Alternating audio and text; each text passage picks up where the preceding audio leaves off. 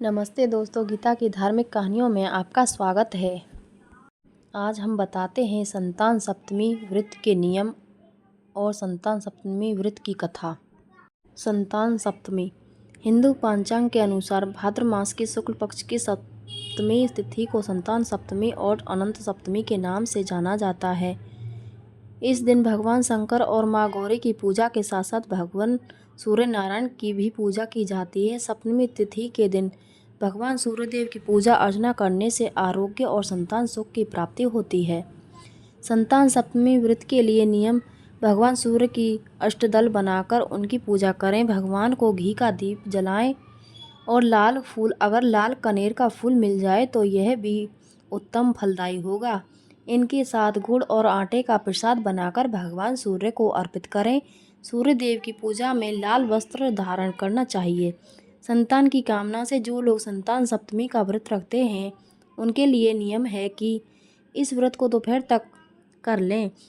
इस व्रत को स्त्री पुरुष कोई भी कर सकते हैं या पति पत्नी साथ भी कर सकते हैं। संतान सप्तमी वाले दिन सुबह जल्दी उठकर घर की साफ सफाई करके नहा धो लें। तत्पश्चात घर में गंगाजल का छींटा लगाकर प्रसाद में 7 मीठे पूड़े या मालपुआ या मीठी पूरी बना लें। एक पाटे पर लाल कपड़ा बिछाकर भगवान शंकर और माँ गौरी के परिवार सहित एक प्रतिमा स्थापित करें। सबसे पहले भगवान के सामने कलश स्थापित करें और हाथ जोड़कर व्रत का संकल्प लें। तत्पश्चात नारियल, सुपारी, धूप, दीप, फूल आदि अर्पित करें। 7 पूड़े या मीठी पूरी को केले के पत्ते में बांधकर भगवान को अर्पित करें। साथ ही संतान प्राप्ति या संतान की लंबी आयु और उनकी रक्षा के लिए कामना करते हुए भगवान शिव को कलावा लपेटें। पूजा करते समय कलाई में सूती डोरा या चांदी की संतान सप्तमी की चूड़ी कड़ा पहने। चांदी के कड़े या चूड़ी को भगवान के सामने रखकर दूध व जल से शुद्ध करके अक्षत और फूल चढ़ाएं और फिर अपने दाहिने हाथ में पहन लें। व्रत खोलने के लिए पूजा में अर्पित किए गए पूड़े खाएं। संतान सप्तमी व्रत की कथा। एक दिन महाराज युधिष्ठिर ने भगवान से कहा, हे प्रभु, कोई ऐसा उत्तम व्रत बतलाइए जिसके प्रभाव से मनुष्य के अनेकों सांसारिक क्लेश दूर हो कर वे पुत्र एवं पौत्रवान हो जाएं। यह सुनकर भगवान बोले, हे राजन, तुमने बड़ा ही उत्तम प्रश्न किया है। जानिए, मैं तुमको एक पौराणिक ऐतिहासिक सुनाता हूँ, ध्यानपूर्वक सुनो। एक समय लोमे ऋषि ब्रजराज की मथुरापुरी में वसुदेव देवकी के घर गए। ऋषिराज को आया हुआ देख करके दोनों अत्यंत प्रसन्न हुए तथा उनको उत्तम आसन पर बैठाकर उनका अनेक प्रकार से वंदन और सत्कार किया। फिर मुनि के चंडोतक से अपने घर तथा शरीर को पवित्र किया। वह प्रसन्न होकर उनको कथा सुनाने लगे। कथा के कहते लोमस ने कहा कि हे देवकी, दुष्ट दुराचारी पापी कंस ने तुम्हारे कई पुत्र मार डाले हैं, जिसके कारण तुम्हारा मन अत्यंत दुखी है। इसी प्रकार राजा नहुस की पत्नी चंद्रमुखी भी दुखी रहा करती थी, किंतु उसने संतान की सप्तमी का व्रत विधि विधान सहित किया, जिसके प्रताप से उनको संतान का सुख प्राप्त हुआ। यह सुनकर देवकी ने हाथ जोड़कर मुनि से कहा, हे ऋषिराज, कृपया करके रानी चंद्रमुखी का संपूर्ण वृत्तांत तथा इस व्रत को विस्तार सहित मुझे बतलाइए, जिससे मैं भी इस दुख से छुटकारा पाऊं। लोमस ऋषि ने कहा, हे देवकी, अयोध्या के राजा नहुस थे। उनकी पत्नी चंद्रमुखी अत्यंत सुंदर थी। उनके नगर में विष्णुगुप्त नाम का एक ब्राह्मण रहता था। उसकी स्त्री का नाम भद्रमुखी था। वह भी अत्यंत रूपवती सुंदरी थी। रानी और ब्राह्मणी में अत्यंत प्रेम था। एक दिन वे दोनों सरयू नदी में स्नान करने के लिए गईं।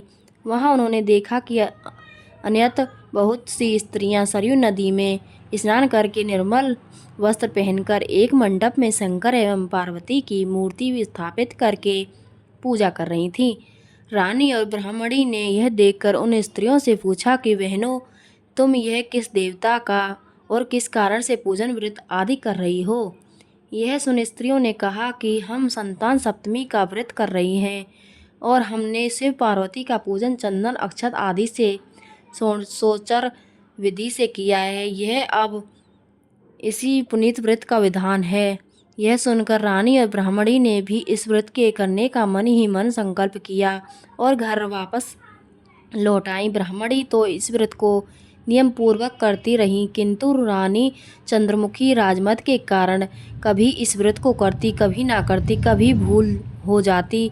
कुछ समय बाद दोनों मर गईं। दूसरे जन्म में रानी बंदरिया और ब्राह्मणी ने मुर्गी की योनि पाई।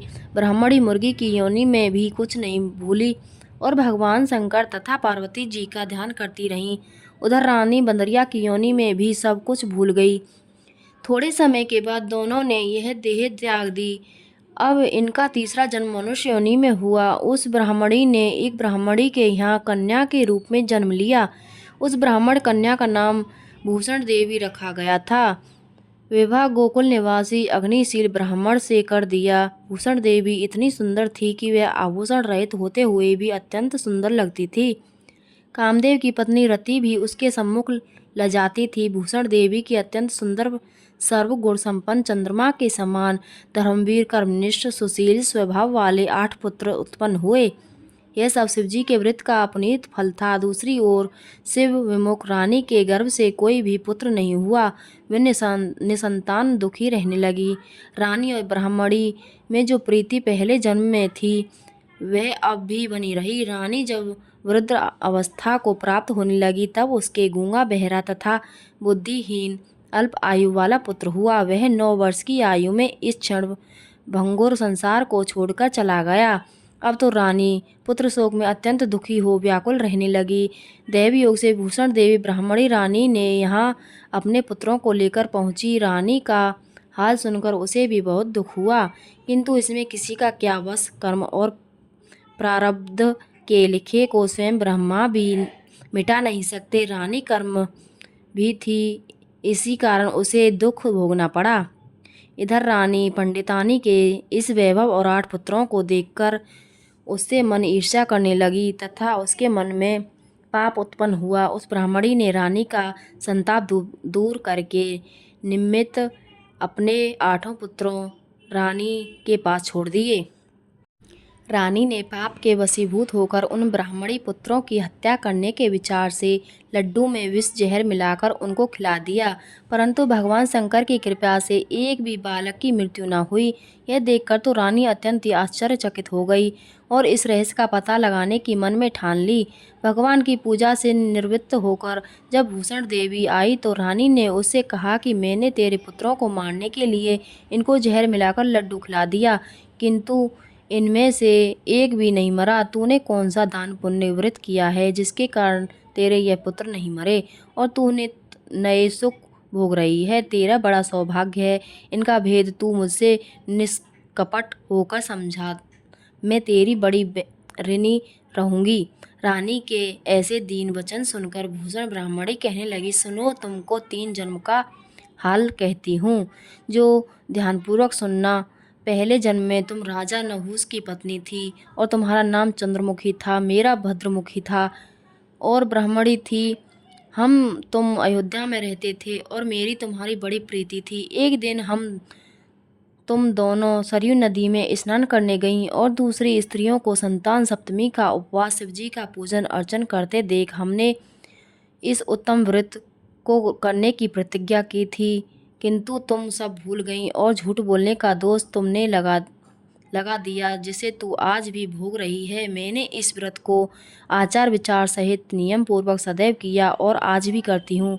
दूसरे जन्म में तुमने बंदरिया का जन्म लिया तथा मुझे मुर्गी की योनि मिली। भगवान शंकर की कृपा से इस व्रत के प्रभाव तथा भगवान को इस जन्म में भी ना भूली और निरंतर उस व्रत को नियमानुसार करती रही। तुम अपने बंदरिया के जन्म में भी भूल गईं। मैं तो समझती हूँ कि तुम्हारे ऊपर यह तो भारी संकट है, उसका पुत्र उसका एकमात्र ही कारण है और दूसरा कोई इसका कारण नहीं हो सकता है। इसलिए मैं तो कहती हूँ कि आप अब भी संतान सप्तमी के व्रत को विधि सहित करिए, जिससे तुम्हारा ये संकट दूर हो जाए।